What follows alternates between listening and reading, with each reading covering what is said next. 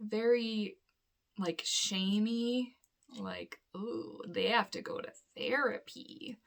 But, like, I don't know. If you're someone that has ever been to, like, therapy more than, I don't know, say, like, 5 or 6 or 7 sessions, like, I've had many, but, like, at least that many to get an idea of what it's like, then you kind of know that, like, everyone could really benefit from it, and everyone should see a therapist, and, like,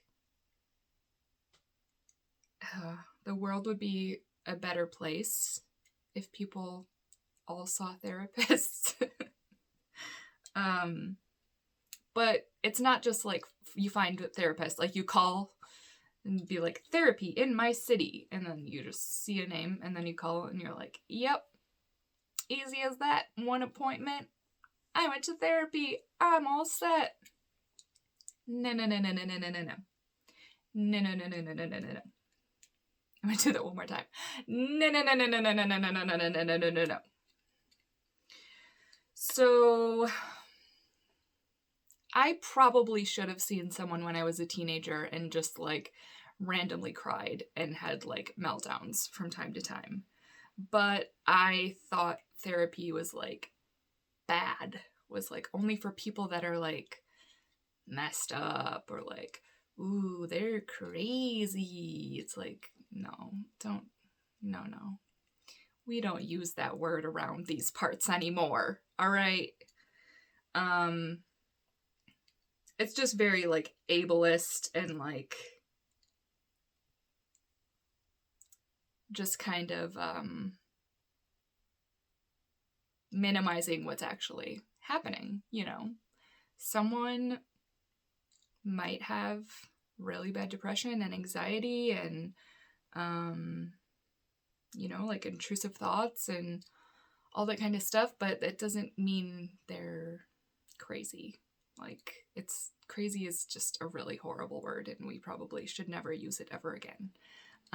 Even, like, someone that has schizophrenia or dissociative identity disorder, things that are, like, more rare and people would say is, like, more, like, bizarre of a phenomenon or whatever. It's, you know, it's just brains stuff. It's just how the brain works. So that's something that I wanted to talk about. That, like, I think it's getting a lot better these days, but it's still not great.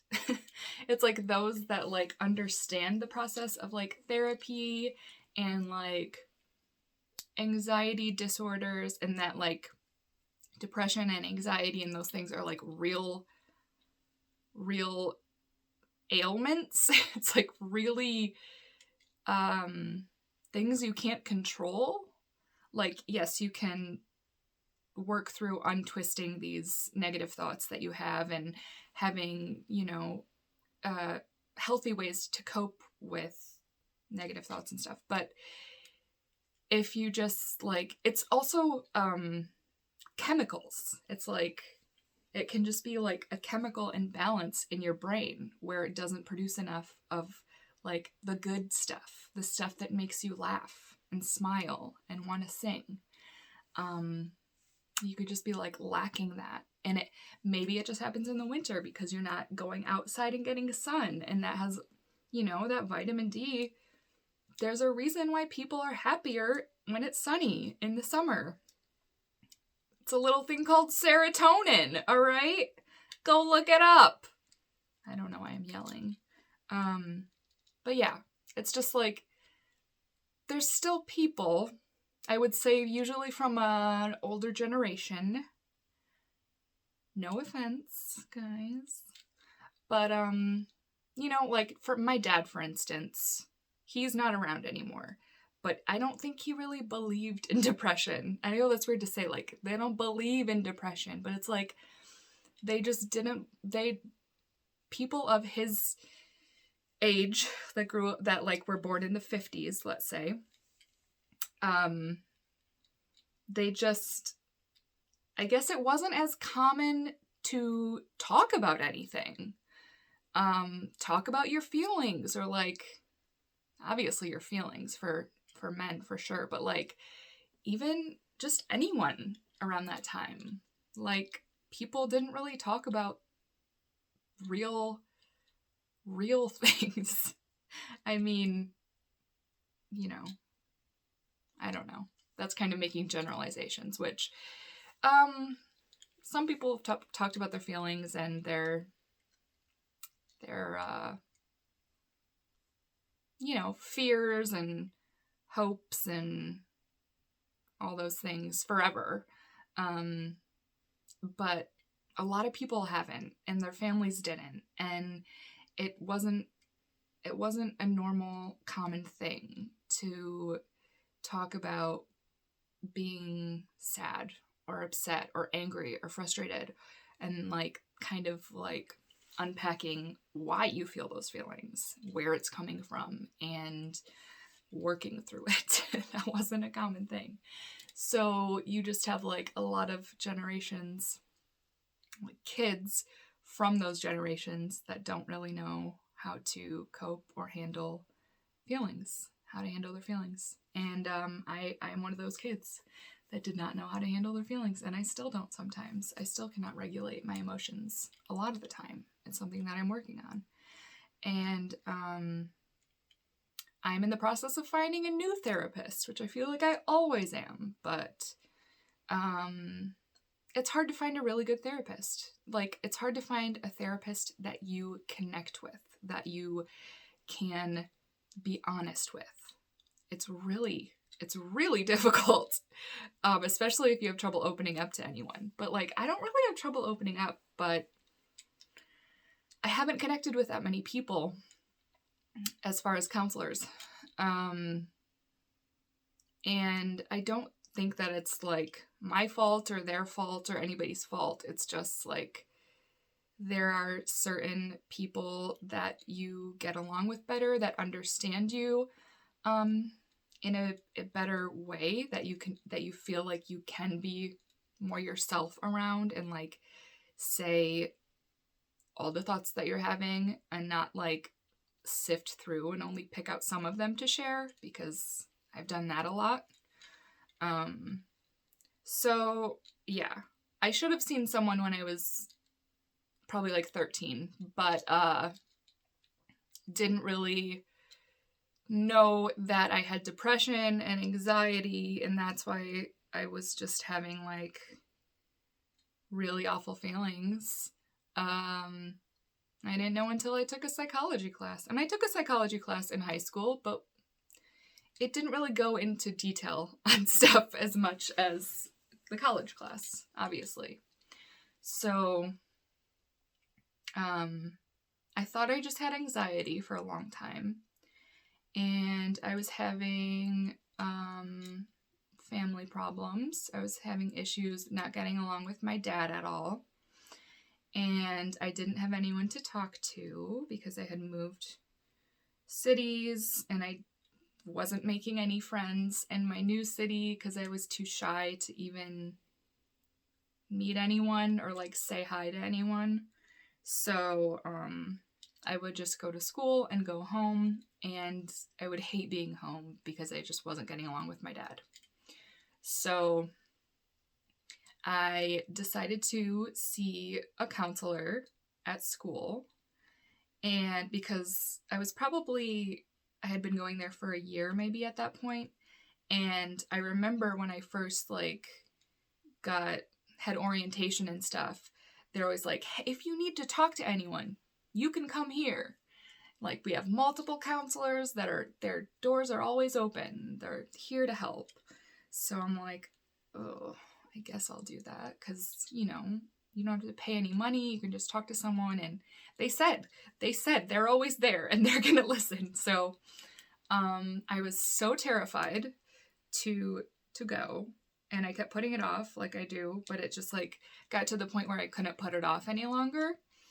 And so I went to talk to someone, and they didn't really ask like, do you want to talk to a woman? Does it matter who you talk to?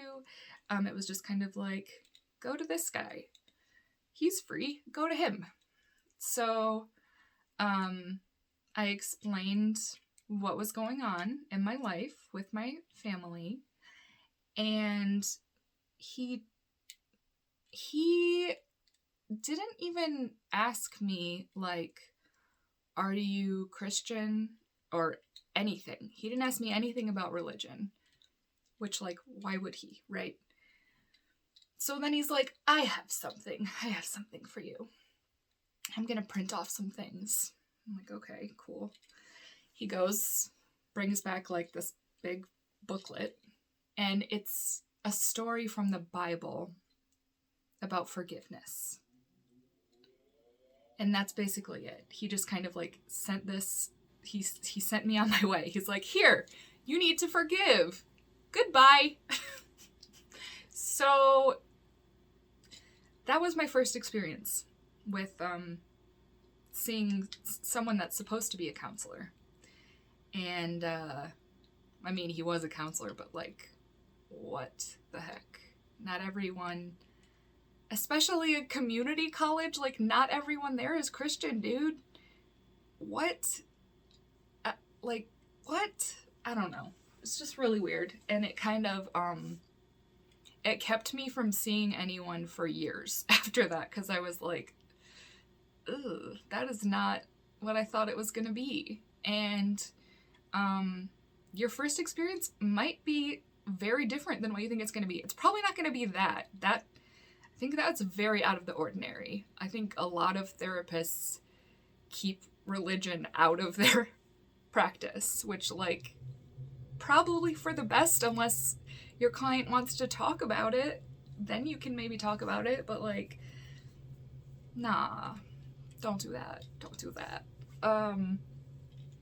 Then, yeah, I didn't see anyone for a long time. I just kind of like had a really rough few years and was not handling things well at all. Just kind of like having meltdowns every couple days and not knowing why. And my boyfriend, who I'm still with, we've been together for over 10 years. He had more of a history with therapy than I did.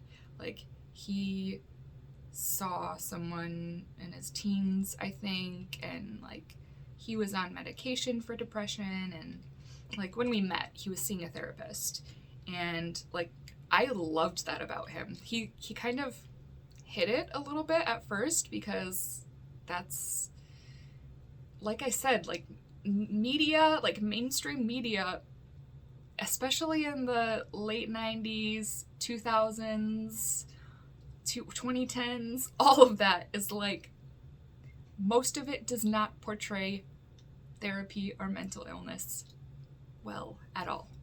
So it feels like it's something embarrassing, or like something is wrong with you if you admit that you need to go to therapy, or you're going to therapy, or you need a medication to make you actually get out of bed in the morning, you know, like, it's not a weakness. And so yeah, he would just say like, oh, I had a doctor's appointment, and it was a couple months in that I'm like, you go to the doctor a lot, like, are you okay? And he's like, oh yeah, it's a therapist. So I loved that he went to therapy. I was like, that's wonderful, that's incredible. I want to go to therapy, but like I was really scared still.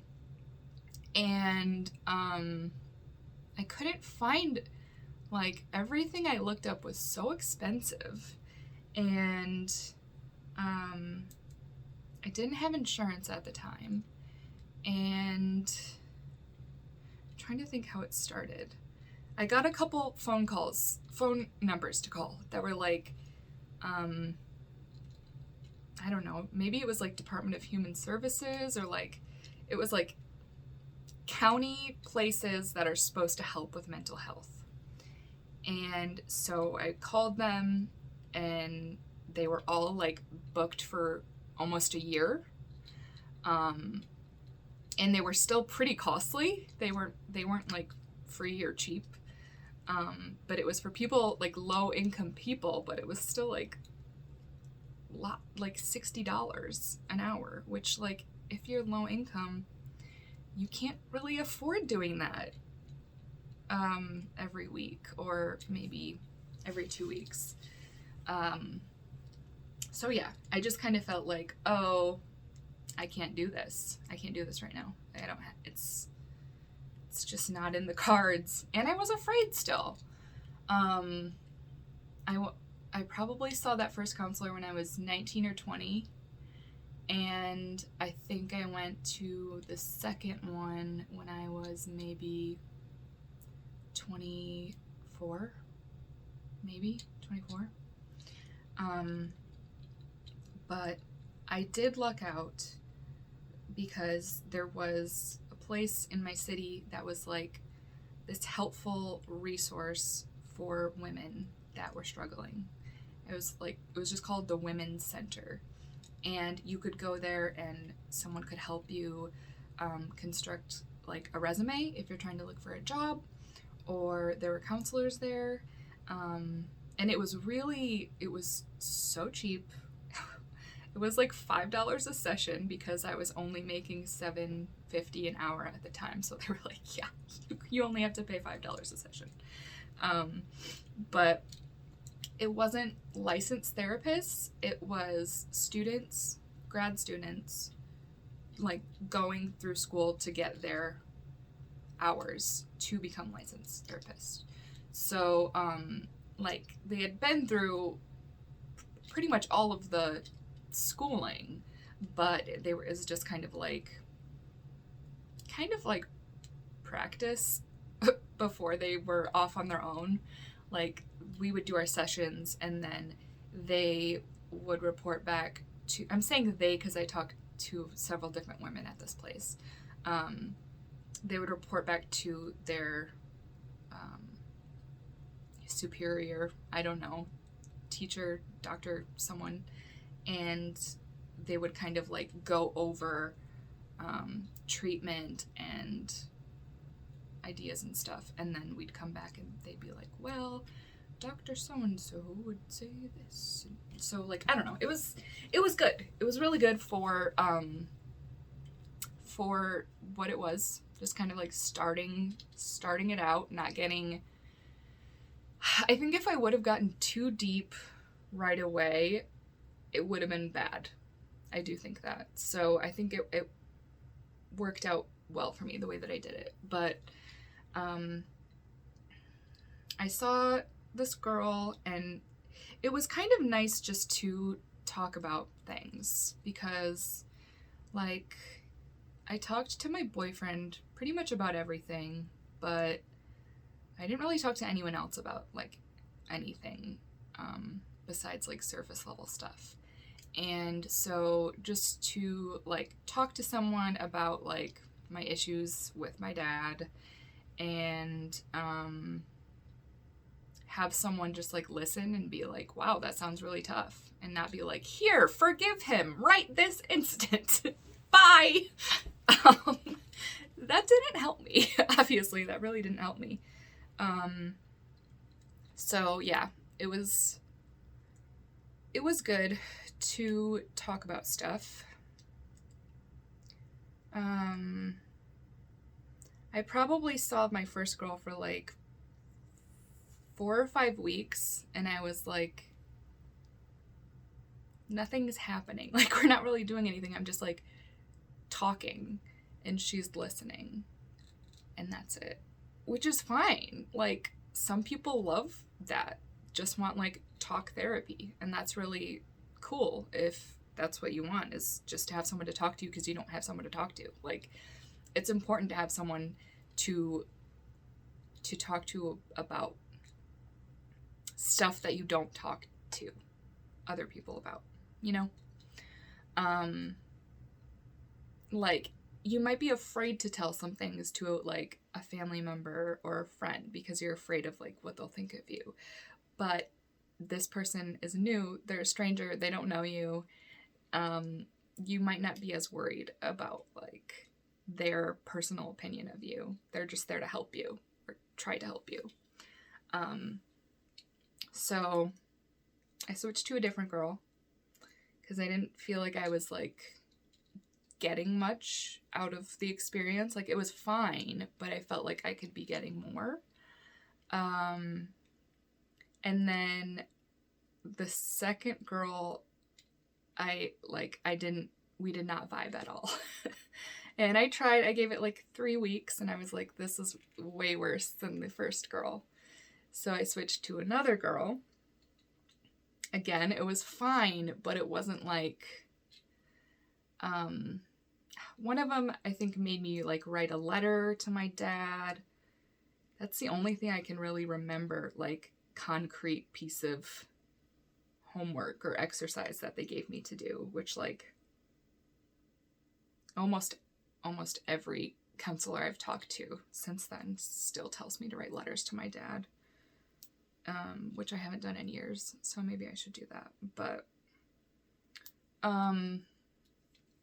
yeah, so I think I stopped seeing the third one after a few weeks too, because I was like, ugh. And then I got like embarrassed about going back because I would like go back and see my old counselors, and then I felt bad.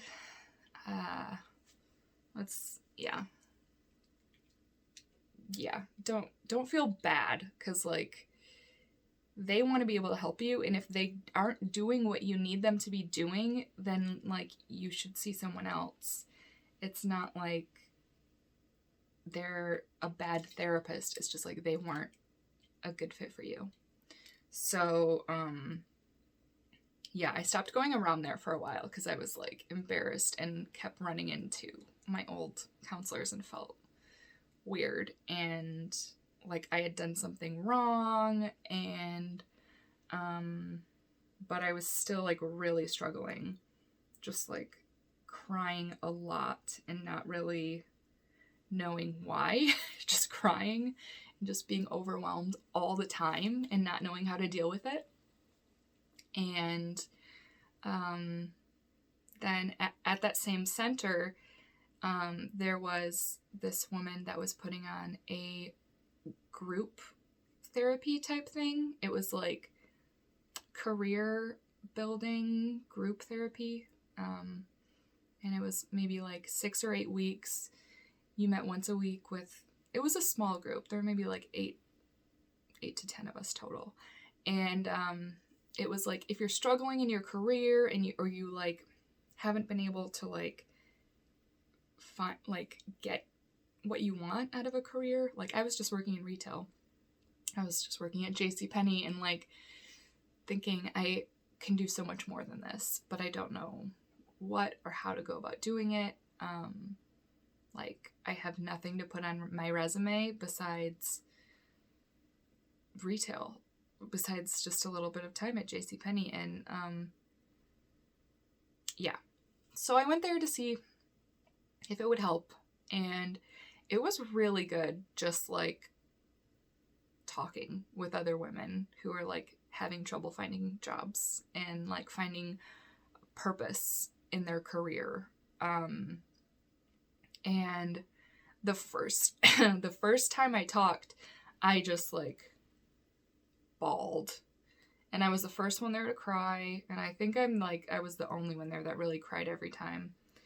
But I got less embarrassed about crying in front of people because I just kept doing it.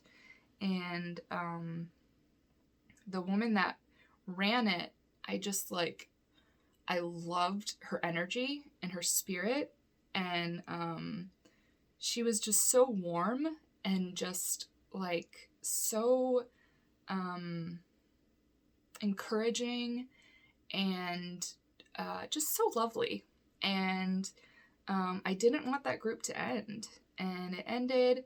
And then I got an email from the woman that did the group saying that she was doing like one-on-one coaching sessions, offering it to like some of the people that were in that group, not just for like business coaching or stuff, but for like life coaching. I think she was going to school. She was going to be like a minister or something. I don't really remember anymore. My memory is not great. But I was like, of course I want to do this. Yes, yes, yes. I love you. So then I started doing sessions with her at the center, and I loved it. But she only was doing like six sessions, 6 weeks. And one of the days that we had fell on a holiday, so I didn't see her. And then one day she was sick, so I didn't see her. And then I think one day I was sick, so we didn't see each other. So I only got a couple weeks out of the whole thing. But I felt like at that point, out of like the 4 or 5 people that I had seen, she was the one that I was like, wow. I wish I could do this more. This feels right. Like, she gets me. And no one before that I felt had really gotten me. But she wasn't a counselor. She wasn't a therapist. She was just doing that for a little bit and doing other things. So then I moved cities. I stayed at JCPenney. And I had a breakdown at work during the holidays. Customers were just being so mean, and I just like cried on the floor. I couldn't not cry. And then I had to like go in the back room for a long time and compose myself. And I was just like, I can't do this anymore. Like, every day just felt like torture to deal with people. And I just like had reached my limit of dealing with the public, I guess. So I quit right before Christmas one year, and got treated pretty poorly because of it, because you're really not supposed to quit during Christmas season, but I just couldn't do another day. So, I mean, I gave my 2 weeks, but I was like, this is it. I can't. So then I started selling all my old clothes. And while I was doing that, I was just spending a lot of time at home. Like, I was just in my apartment for like 90% of the time. Sometimes I'd like take the bus to go to the grocery store, or I would like go for walks. But yeah, I mostly just like sold stuff online and just like didn't do much else. So I was going to leave for a walk one day. It was like really nice out, and I'm like, okay, got my headphones in, getting ready. And I would have to like psych myself up to leave the house, because for as long as I can remember, I've always felt really anxious when I leave the house. If I'm not with someone, I could be with anyone. I could be with a stranger, and I would feel more comfortable than just being out in public by myself. So, like, I would get shaky, and just like the heart would be beating, the sweat would be falling, the stomach would feel very queasy and unsettled, and I would just have to like force myself, like, once you get out there, it's gonna be fine. And like, it was fine, but I felt anxious the entire time. Like, I felt like there was this bomb inside of me that was just like ticking, and it was gonna explode. eventually it was going to explode, but it was just like every step I took, it was just like taking a person. Anytime I saw a person, even if it was a kid, I was just like internally screaming. So that's not normal, but that was my normal. And so one day I was going to force myself to go on a walk, because I was like walking every day, and I guess I build things up in my head quite a bit before I do them, and then I do them and I'm like, oh, it's not that bad. But I was just thinking about going on a walk and thinking about how like scary it felt, and I started crying, and like my hand was on the door to leave and I couldn't bring myself to leave, and I just like started like really sobbing uncontrollably and not knowing why. Like my mind was just blank and I was crying, and it was like the scariest thing in the world to leave that apartment. Like I couldn't bring myself to leave. And I think I texted my boyfriend. He was working at the time, and he was obviously super concerned. And he came home and he's like, this isn't good. You have to do something. And that's when I got to the point where I'm like, yeah, I guess I should go back to a therapist or a counselor. I guess I should probably do that. So I searched for therapists near me that I could like get to by bus easily, and I found one that was in my network, because I did have like a limited kind of like state issued insurance at the time that paid for some therapy. And so I went to this woman. That was a really weird experience. I probably saw her for like maybe eight weeks or so, maybe even longer. I was so afraid to break up with her, because I just want to appease everyone and please everyone, and I just felt like I was gonna hurt her feelings or something. I don't know. Like, it's always really hard for me to be like, I don't think this is gonna work. Usually I just don't respond back to them. If they're like, hey, let's set up another appointment, I'm just like, crickets. But I was seeing her every week, and it was going okay. I was talking about stuff again, which I hadn't done in a while, and talking about stuff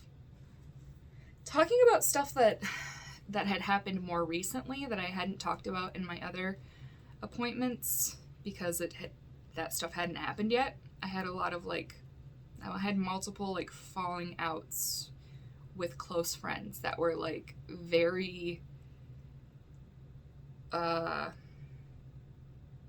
jolting, I guess. Just very impactful, like having someone so close in your life and then just like the next day them never talking to you again. So the one thing I really loved about this therapist was she had a dog. She had a dog in her office every time. It was this little scruffy dog that would sit on the couch with you and let you pet him. I don't remember his name, but he was so stinking cute, and that was just the best, getting to pet a dog once a week for like 50 minutes. But she I think it was called EMDR, maybe EMDR, let's say. That sounds right, but maybe that's because ASMR is a thing. I don't know. And it's like I had to have headphones on, and it felt very like out of the blue that she's like, yes, let's do this. And it was just like listening to different tones in each headphone, and then like seeing if they elicit a reaction physically or like emotionally. She didn't even explain it. That's the thing. She was like, I'm gonna do this thing, and then like I cried because I always cry, and she's like, oh yes, we're getting somewhere. And it's like, I felt so lost. I felt so lost through the whole thing. And that's when I was like, this isn't gonna work. This is so weird. I don't know what's happening. So I told her that it wasn't gonna work.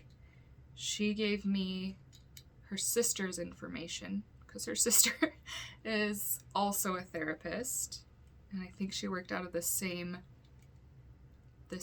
office. So I saw her once or twice, but did not like that. And then I found someone else, and she was more like hands-on, and she had me get a workbook, and I think it would have been good if I felt like she cared. I don't know. It's just like there were multiple times where she just didn't show up for our appointments, and I'm like, wow, I'm that forgettable. Cool, man. So yeah, I saw her for a long time. Well, a long time for me, probably like 6 months. But then it just got to be like, I felt like I had to repeat myself because she wasn't remembering things I was saying, even though she always wrote things down. I was like, is she mixing me up with another one of her clients? Or is she just, I don't know. And she like kept missing appointments, which felt so strange. My sister's a therapist, and I told her about it at the time, and she's like, I've never done that ever. I've never just forgotten an appointment. Which like maybe one time, but like multiple times? What? I don't know. So I stopped seeing her after like 6 months, and then, around the same time that I like couldn't leave the house without having a full-on anxiety attack, I went to a doctor for the first time in a while, primary doctor, and she was really nice. She was like amazing. She was a nurse, but she was like so thoughtful and like proactive about any concern I had, and I just felt really good with her. And the like clinic place that I was going to, it was like a low income place, and they had a social worker there at that location. And so they suggested I started working with her, and that's also when I started getting on medication, was like when I saw that doctor. And my mood definitely improved with the first medication that I had, but then after a year it just kind of went back to what it was, even though I was going to therapy and stuff. So I got along with the social worker really well. This was probably the second person. Like the first person was the coach, and then this is the second person that I actually like felt like understood me in the way that I needed them to understand me. And things were going pretty well. And then my boyfriend got a better job in the old city that I lived in, Lansing. And so we moved back there. I was really happy to move back there because I had friends there. I had people that I knew there. I only had like one friend in the area that I was in at the time, and I had multiple friends in this other area. But it meant that I couldn't see that social worker anymore because I had to be going to the doctor. I had to have that be my primary care doctor to be able to see that social worker. And it was like an hour plus away, and even longer by bus. So I couldn't keep going to her, and she said I could call until I like found a new therapist, and she even gave me numbers that she thought that like would be good for me. She like looked up a couple places with me in Lansing and was like, you should call these numbers. they sound like good fits. And I think I called a number and I never heard back, and I never called back again, because that's just how my brain works. It's very like all or nothing. Like, well, they didn't call back, so I guess that's that. Don't do that. No, don't do that. Don't be me. So I just kind of like all of the progress that I felt like I had made in like probably the past 6 months with this woman, I like backtracked when I got put in a new environment and everything, you know, was changed up. My routine and everything had changed. And I got way more anxious and way more depressed and didn't have anyone to talk to at that point. So it got worse. And I was seeing a primary care doctor in that area and talking to her about it, and trying different medications. And I didn't find anyone when I lived there for 2 years. I was like in such a bad place that I couldn't look for anyone. I was working at a place that I liked, but I didn't like my manager because she was very unpredictable with her moods, and I didn't like the customers that I had to deal with every day, but I liked the job that I did. But I ended up quitting because it just got to be too much, and things just got like really bad in life. So then we moved again. We moved to Detroit, and I talked to a couple people in Detroit. I talked to one woman for just a few weeks, and she was really smart. She like knew a lot about a lot of things. Like whenever I brought something up, she'd be like, oh, well, yeah, well, that's because this and this and this. And I'm like, oh, I didn't know that. That's interesting. But I didn't feel like we clicked. So I stopped seeing her after maybe 3 visits, and I'm trying to think of what else happened in Detroit. Oh yeah. So then COVID happened. I was like in the deepest, darkest depression of my life, and then COVID happened. So everyone was kind of like coming into my headspace because people were dying and everything was horrible. And I had gone off my medication cold turkey. Like I went from 200 milligrams of something per day to 0 milligrams of something per day because my doctor wouldn't get back to me. And I was like too depressed to find a new doctor. So that was like super awful. That was in February of 2020 that I stopped taking my medication completely. And I was still working full-time in a grocery store during a pandemic. Even before the pandemic, I would go to the bathroom to cry every so often because I was just like really overwhelmed and didn't know how to deal with it. And then March rolled around and it got like way bad in Detroit, like so bad. And I was so scared to go to work, and customers were not taking anything seriously. They're just like walking up, no mask, nothing. Like, ooh, it was not good. And I'm not good at setting boundaries with people. I want to just please everyone, even if it makes me really uncomfortable, even if it kills me.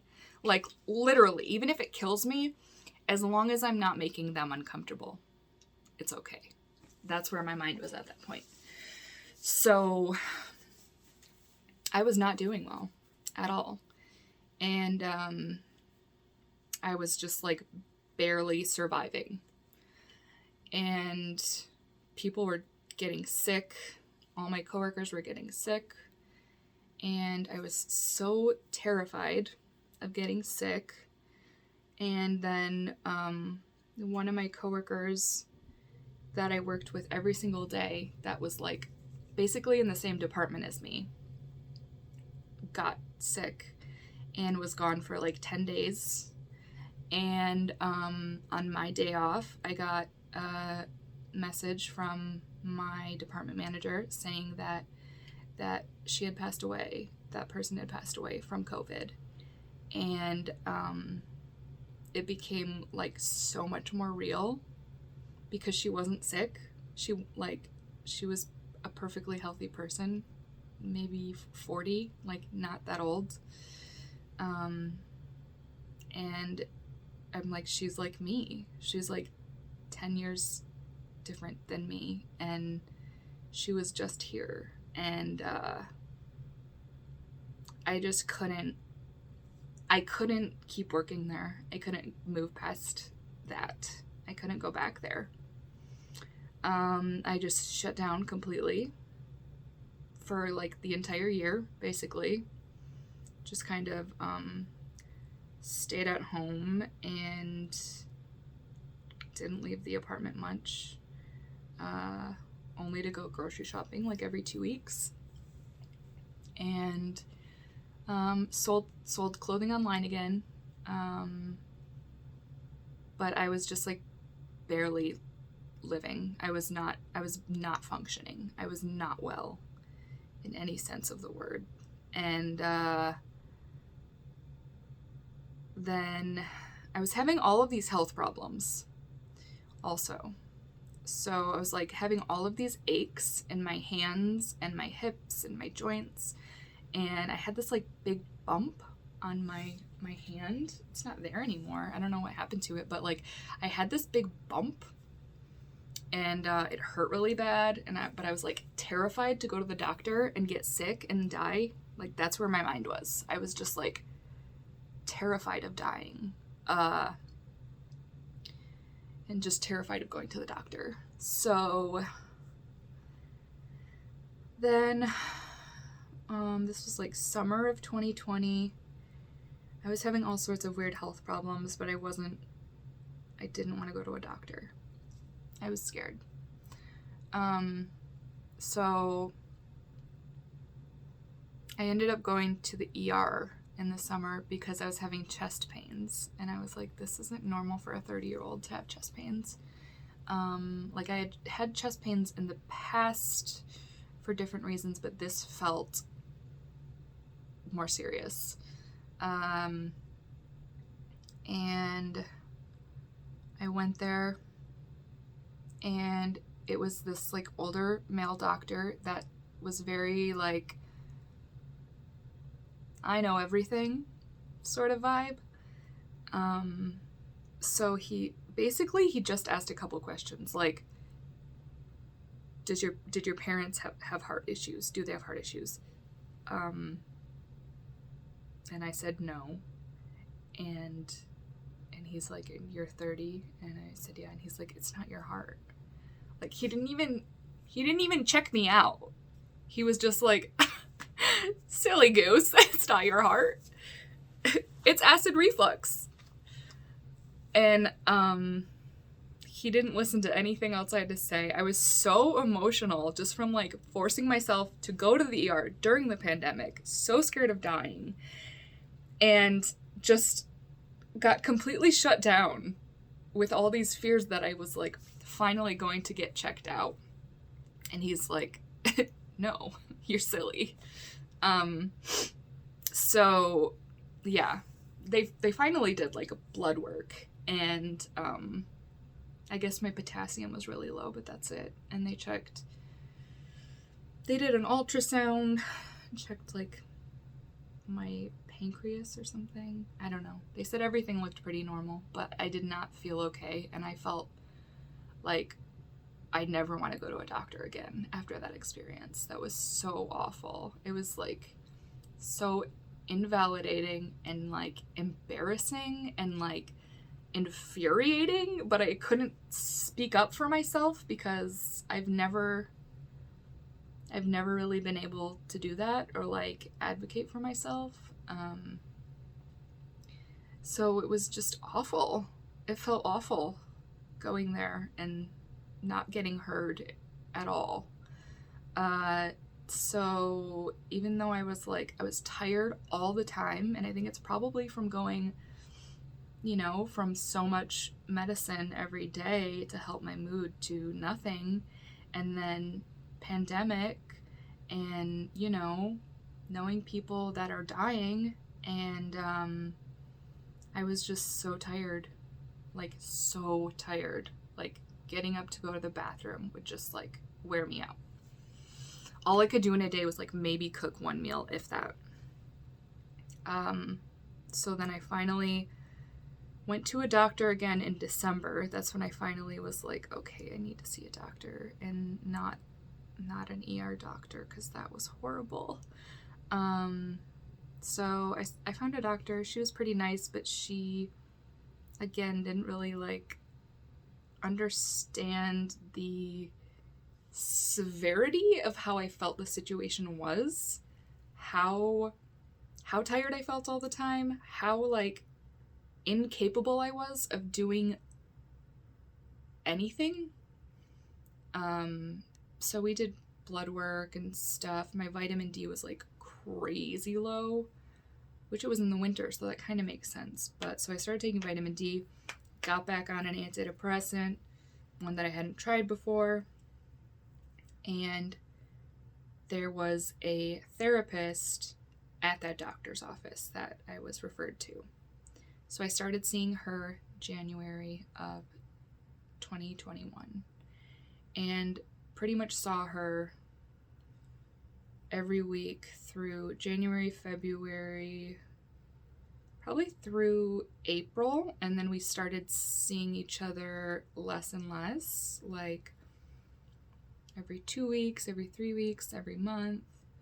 And even within the first couple weeks, I knew that I just needed to talk to someone. So it's someone's better than no one, but this isn't the relationship that I want with my therapist, the relationship that I had with her.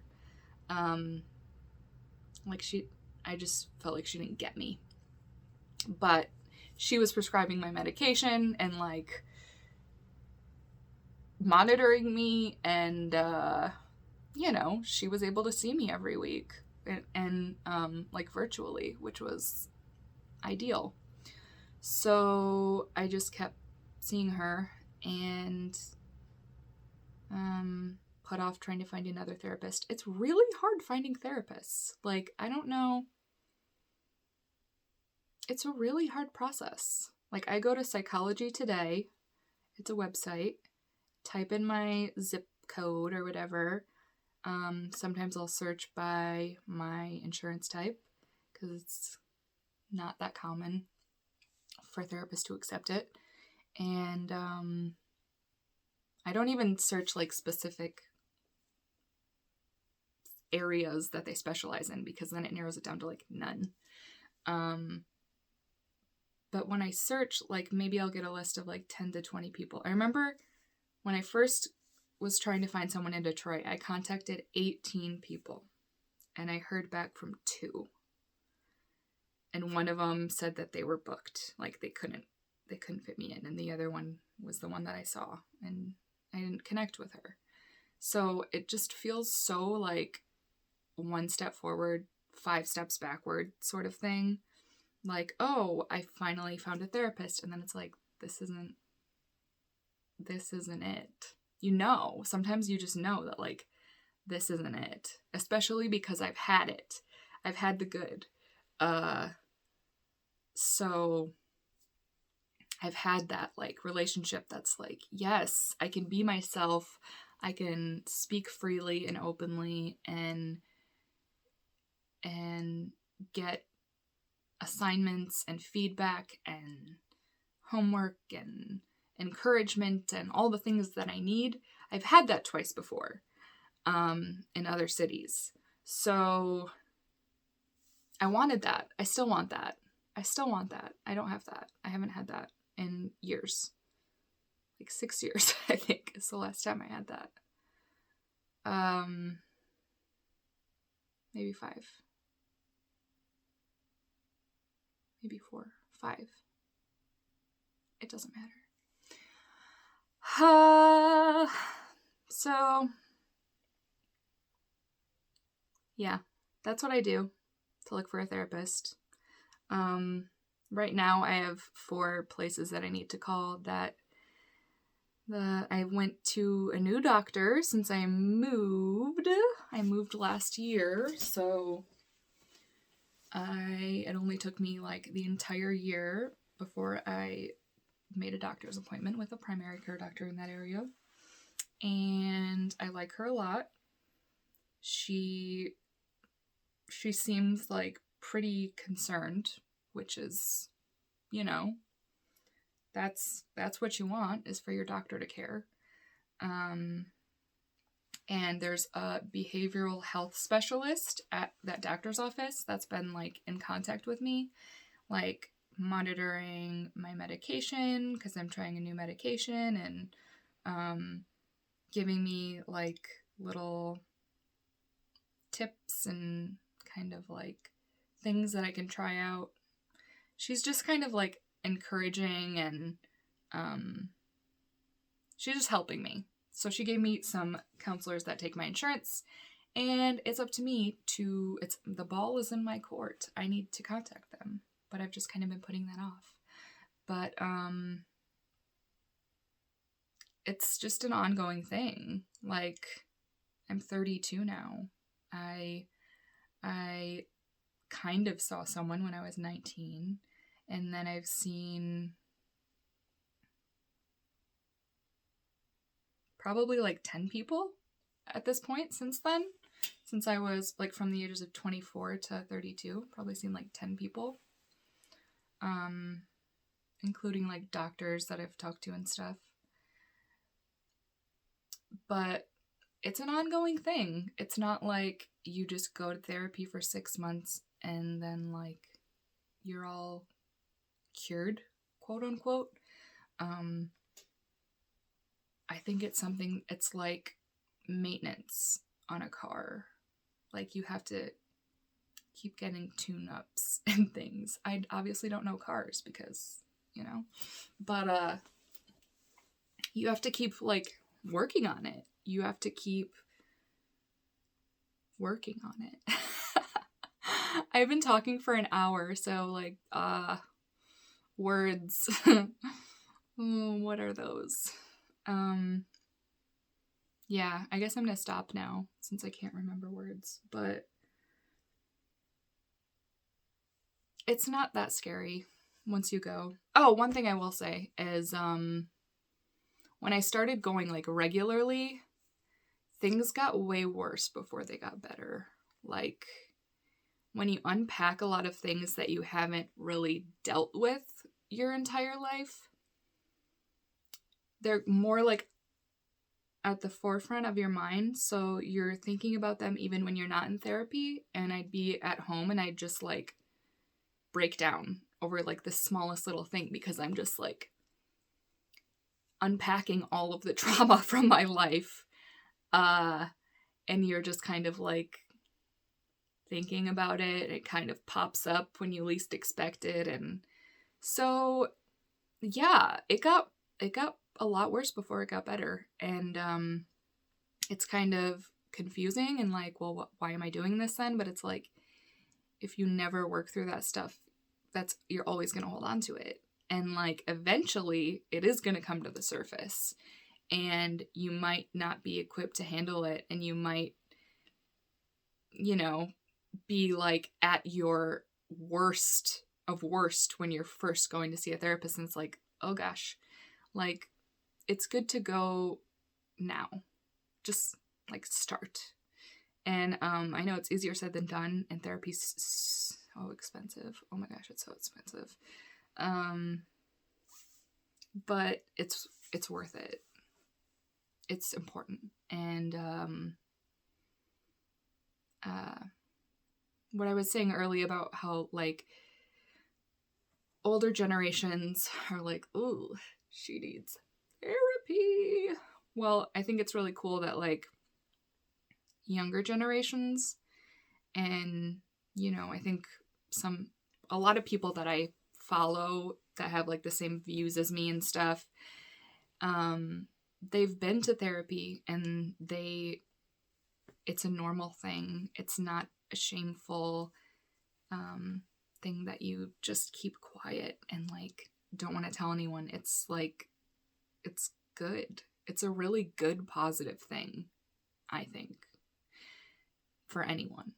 And I see a lot of, like, memes and stuff that are like, I can't think of the actual, like, the specific way that it's worded, but it's like, people think that those that go to therapy are the ones with the problems, when in reality it's like the people that go to therapy are going there to deal with the people that don't go to therapy. I butchered it completely, but you get the idea. And I think it's true. I think it is true. We all should be going to therapy and working through our problems and not taking them out on strangers on a daily basis. Be nice to retail workers, guys. Just be nice. Even if they're not in the greatest mood, people are so mean. Yeah.